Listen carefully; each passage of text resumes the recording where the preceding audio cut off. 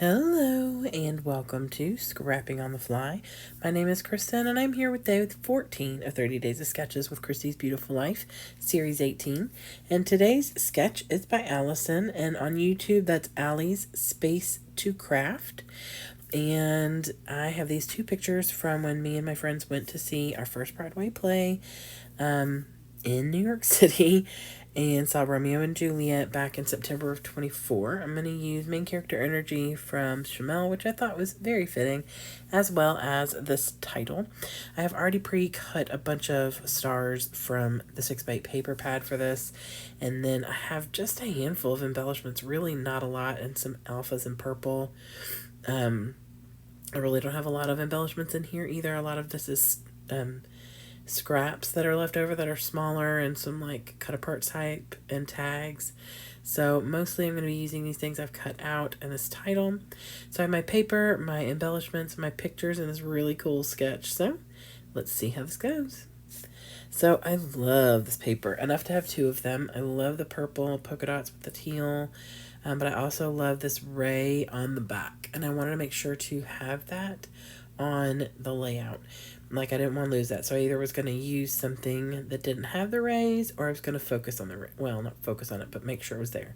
So I cut the paper long enough to where that ray, where the center point of the ray is going to be on my, coming out. So I first attach that circle paper with just at the top, and then I just figure out where I need to put that ray paper to where it's going to show what I want, and not get too much covered up with the cluster that goes up at the top right corner. So I have taken a 6x8 paper pad paper in like a magenta pink color, and I matted that. Now, a lot of the coloring from this play was this bright pink, lime green, different colors like that. It was very bold. Sam Gold did it, and he is a very bold director. And so there was lots of purples and deep pinks, and so I wanted to go ahead and use that. And I love having all the colors and stuff on here because it just kind of helps. It was a very queer heavy cast, and so that made it all the better for me to document this with like the rainbow colors and stuff. But I did have this title left on my puffy, like glitter puffies, and it says, "This speaks to my heart," and I loved this. Like, I've been holding on to it, not for this specifically, but as soon as I was looking at what I had, I've got plenty of thickers that I could have used in like black or something that would have gone just fine with this collection, but that fit perfectly because it was such a beautiful play. Not like I didn't know how it was going to end or anything. I mean, if you know, you know, and if you don't know, you're not. I don't know what you're doing. Even if you've not read Romeo and Juliet, I feel like you at least know some things, So anyway, it was a very wonderful performance.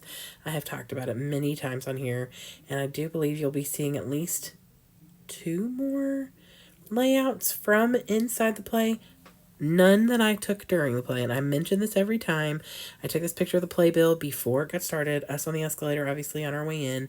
There are production pictures that I will document at some point, that those were done by the production, and it's during the performance, but done, they did them professionally. It wasn't, I made sure it came straight from the Romeo and Juliet group, and not like, somebody posting pictures from where they were, at the play.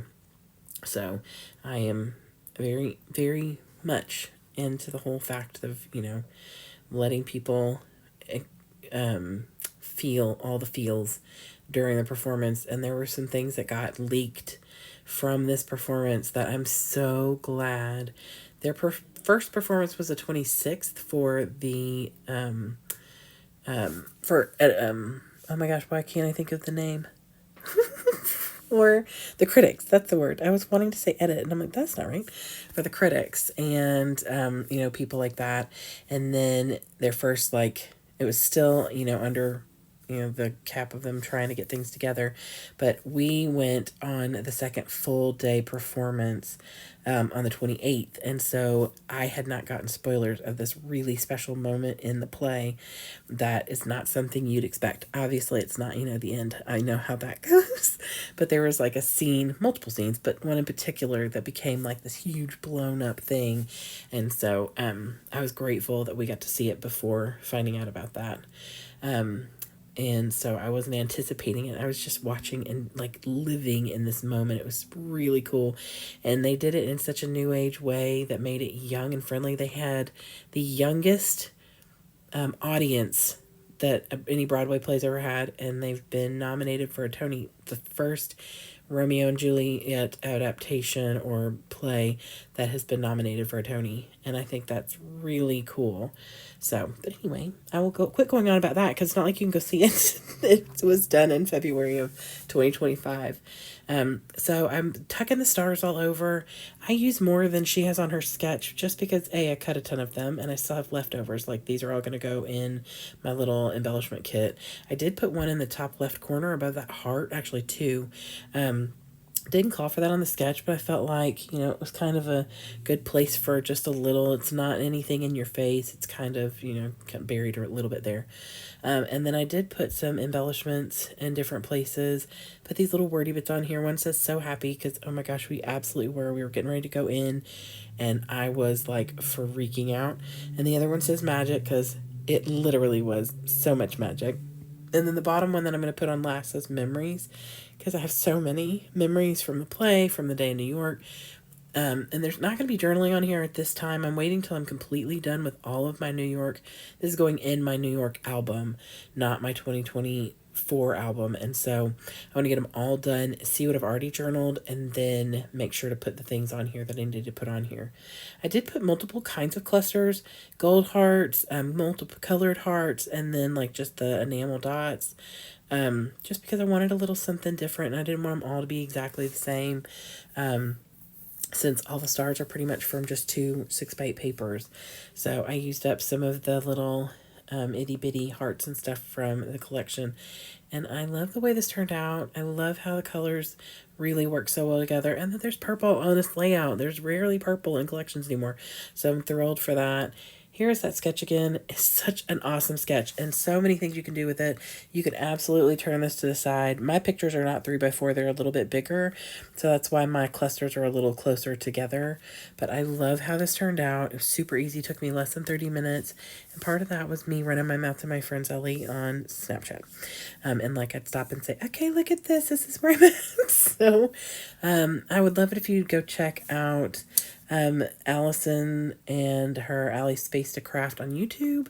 And then I would love it if you would give me a thumbs up if you like this video and or my layout. Subscribe if you haven't already. Please go check out the hashtag and or the playlist for 30 Days of Sketches with Christy's Beautiful Life.